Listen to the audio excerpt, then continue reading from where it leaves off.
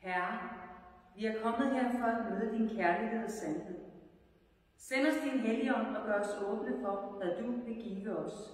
Lad ordet slå rod i vores hjerter, som lever i os, og vi bliver et i dig og tjener dig i alle ting.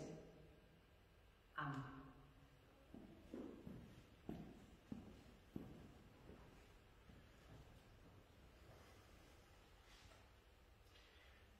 Kære alle ude i de mange hjem, rigtig glædelig jul. Vi havde glædet os rigtig meget til at fejre jul sammen med jer, men en enkelt pandemi kom i vejen, og derfor må vi nu fejre jul sammen hver for sig. Der findes et engelsk ordsprog, der hedder, når Gud lukker en dør, åbner han et vindue. Det passer fortræffeligt her, hvor kirkedøren nu er blevet lukket. Til gengæld er der et åbent vindue i form af Facebook. Oprindeligt var planen, at vi skulle livestreame denne gudstjeneste fra Majbølle her kl. 16, men da kirkerne så blev lukket, gav det ikke meget mening med en livestream. Så hellere optage andagten eller gudstjenesten på det tidspunkt, hvor der stadigvæk er lys, og så lægge det ud. Det giver en noget bedre kvalitet. Men det med kvalitet og den mennesketomme kirke bliver nok de vigtigste forskelle. Vi vil nu fejre juleaftensgudstjeneste, så det bliver næsten som at være der selv. På de øvrige juledage vil der også blive lagt et åbent vindue i form af små andagter, der vil komme på Facebook. Men nu skal vi rigtig i gang. Nu skal vi sammen synge Det kimer nu til julefest.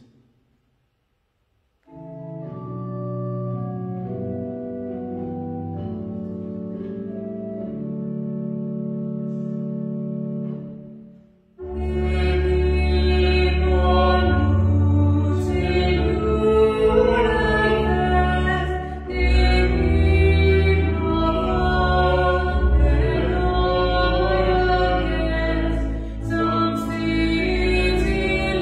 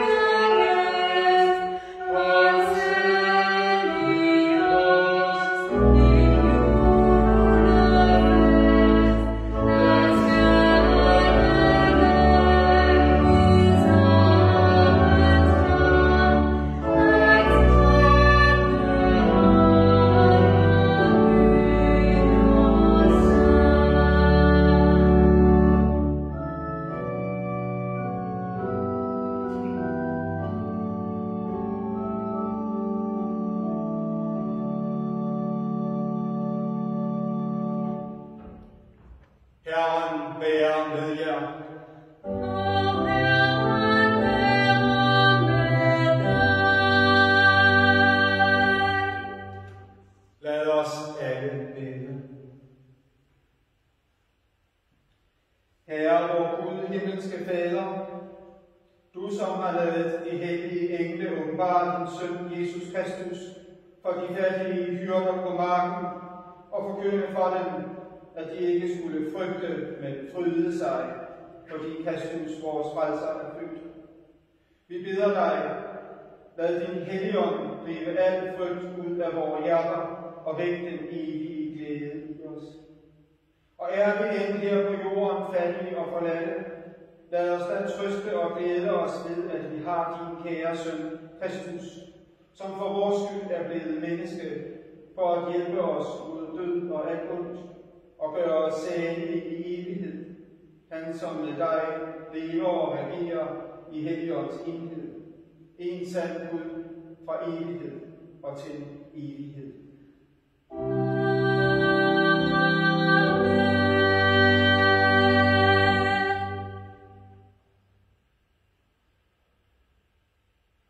Denne hellige lektie skriver profeten Esajas.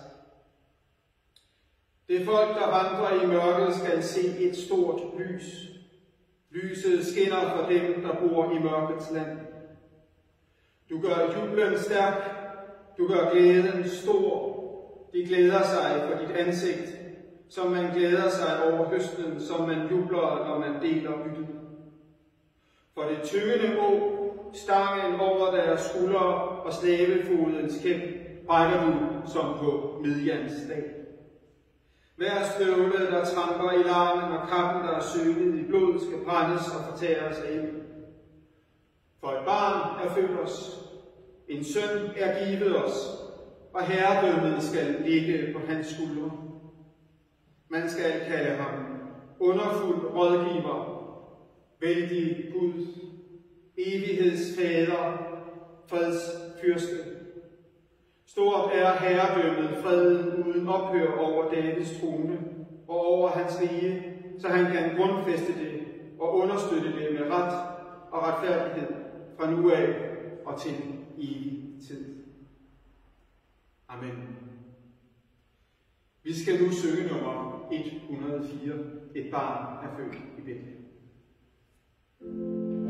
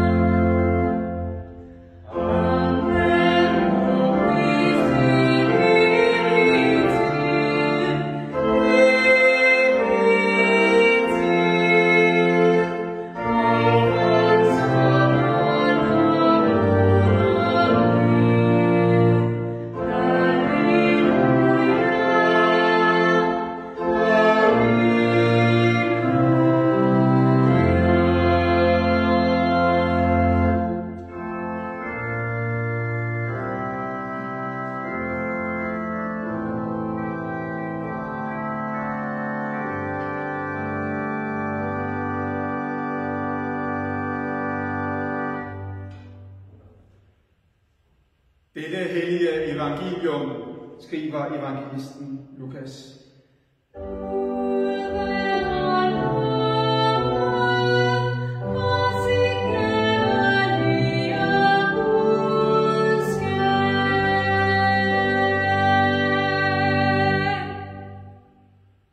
Og det skete i de dage, at der udgik en befaling fra kejser Augustus om at holde folketælling i hele verden.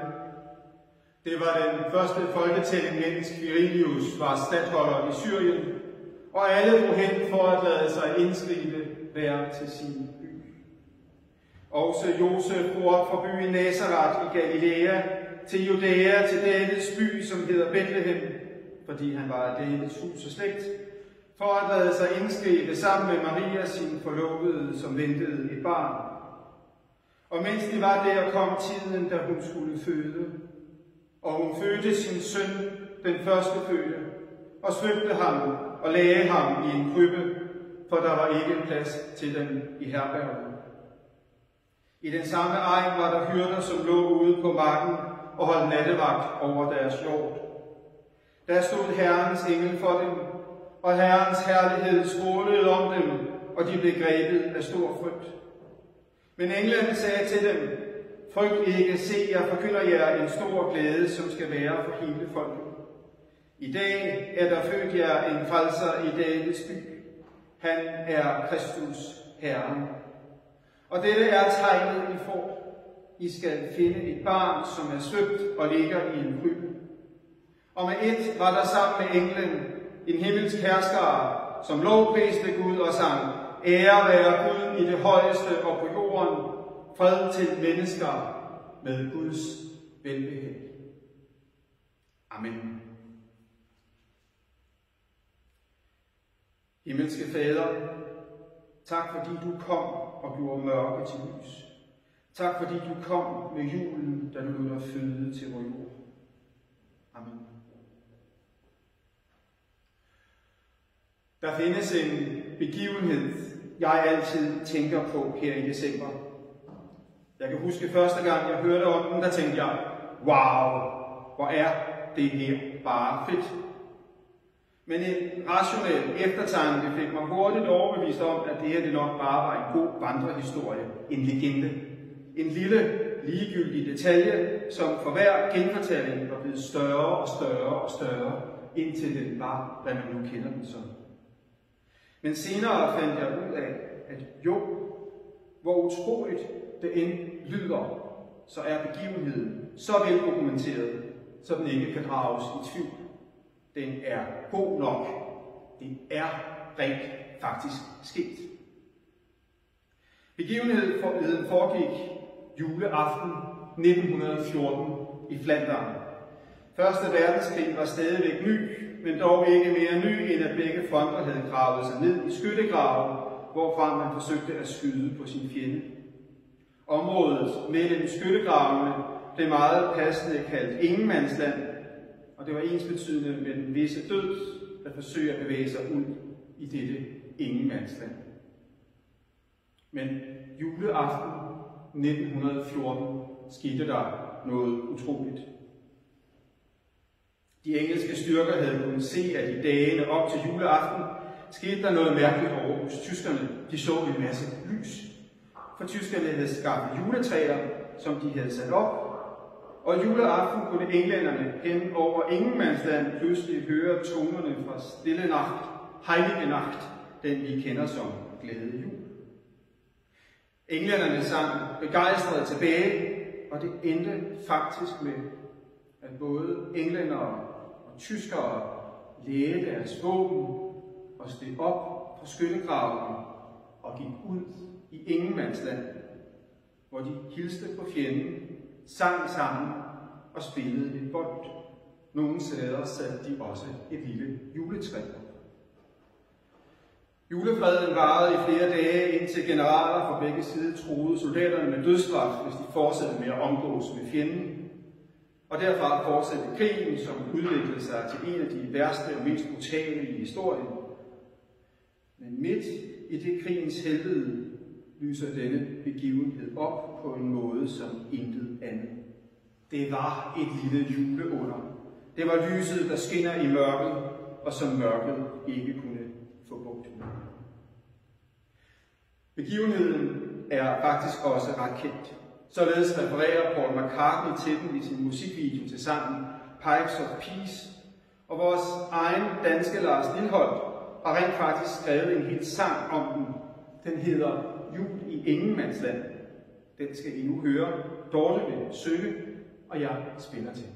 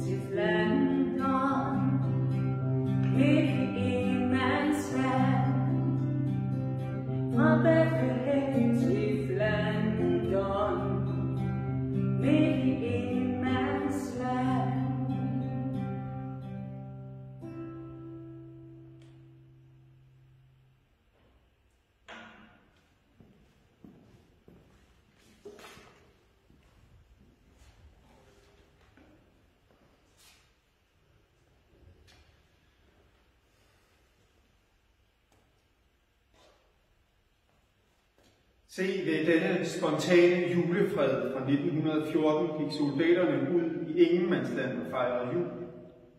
Det farligste sted, de mest ujulede omgivelser, blev pludselig rammen om en jul.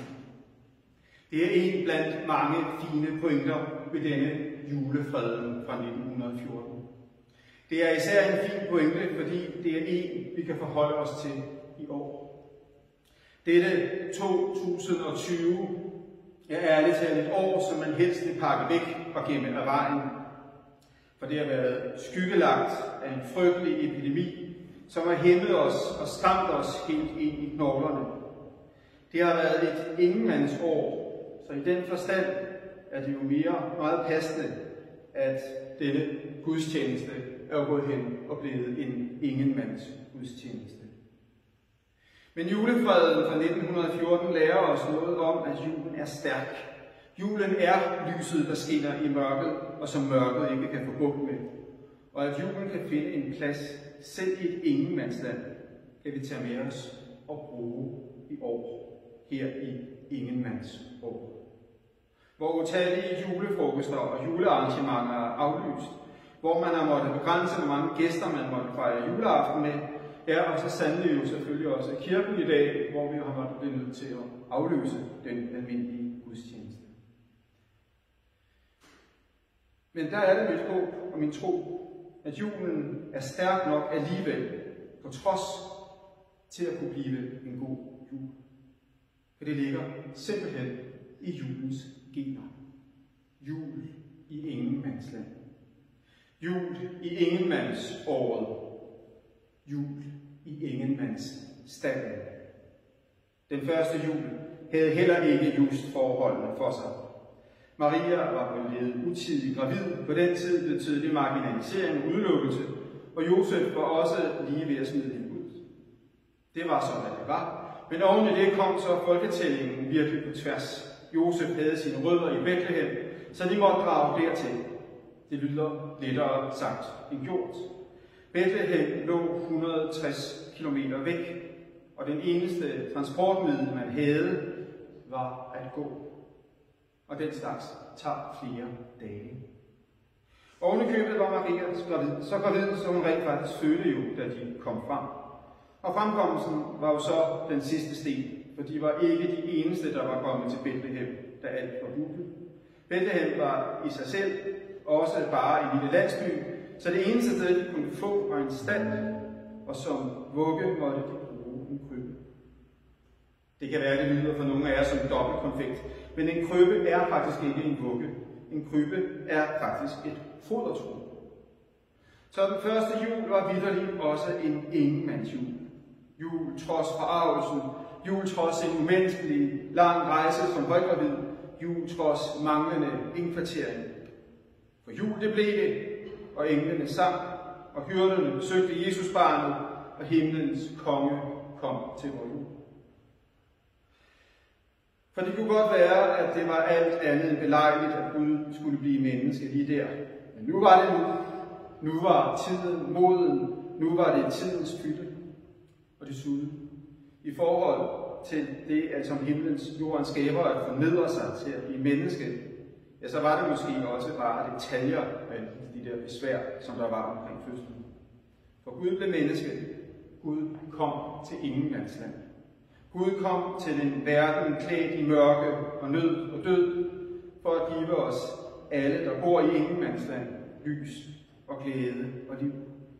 Som vi hørte det fra alteret, det folk, der mangler i mørket, skal se et stort lys. Jul i ingenmandsland.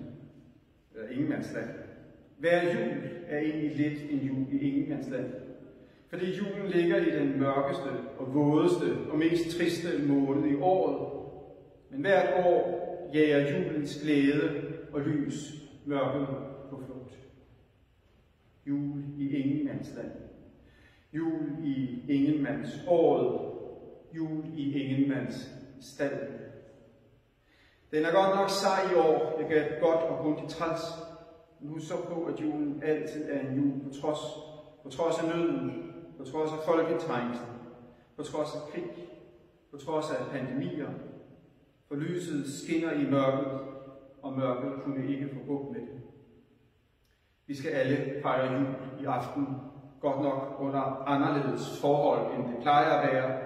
Nogle vil måske ligefrem sige mere fattige forhold, end det plejer, men det er dog stadigvæk jul.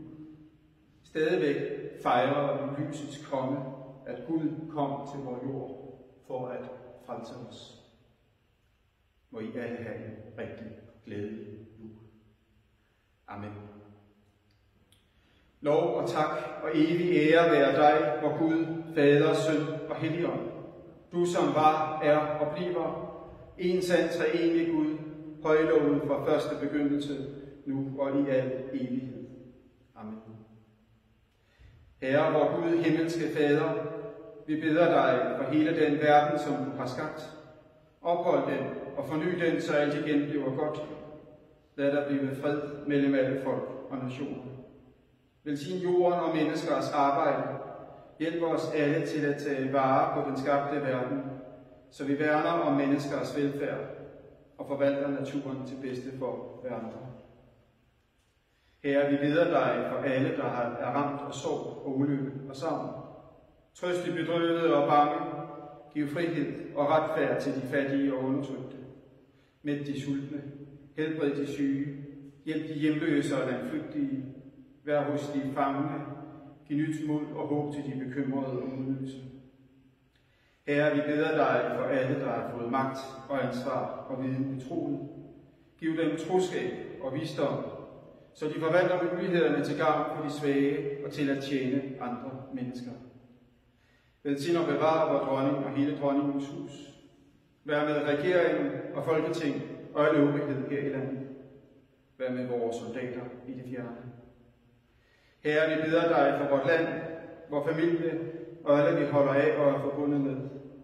Hold din skærmende hånd over os, fri os fra alt ondt og bevar os fra indbyrdes strid og opløsning. Giv os styrke og vilje til at hjælpe hinanden. Herre, vi beder dig for din kirke her og ud over hele jorden. Velsign den og forny den ved din ånd, så den kan tale dit befriende ord til alle mennesker. Hold os fast i det fællesskab, som du i dåben satte os i. Styrk os gennem nadverens måltid og hjælp os alle til at tjene dig med glæde. Vær hos os, når vi skal dø. Forbarm dig over os, giv os ikke løn som forskyldt, men skænk os en glædelig opstandelse til det evige liv, hvor du med Søn og Helligånd lever og råder fra evighed til evighed. Amen. Lad os nu med apostlen tilønske hinanden, hvor Herre Jesu Kristi nåde og Guds kærlighed og Helligåndens fællesskab være med os alle.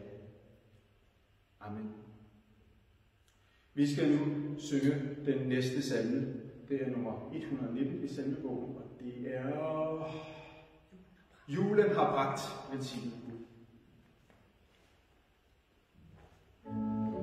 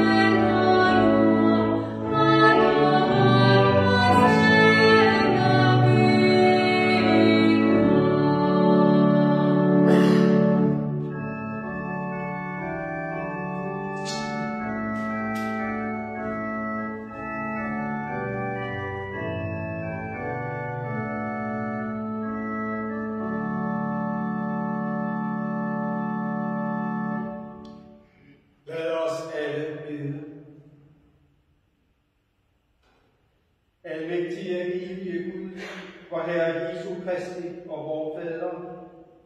Vi lover og priser og takker dig, fordi du har ladet dit julebud komme også til os, så den store glæde bliver forkyndt for hele vort folk. Vi beder dig, at du vil give os din Helligånd, så dit ord må bære frugt i vores hjerter og blive forkyndt også ved os over den hele jord. Og giv os en gang med alle dine hellige engle at synge med i den evige lovsang ved din indgående søn, Jesus Kristus, vor Herre, som med dig lever og regerer i Helligåndens enhed. En sand Gud fra evighed og til evighed.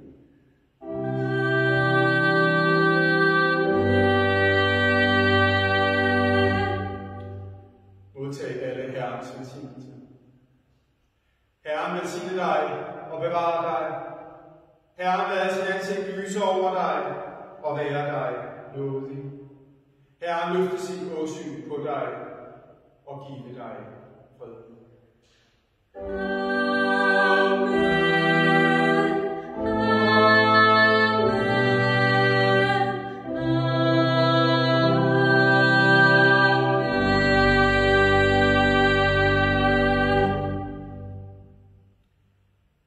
Vi vil nu som den sidste salme synge nummer 120, Glæde i dig. Thank you.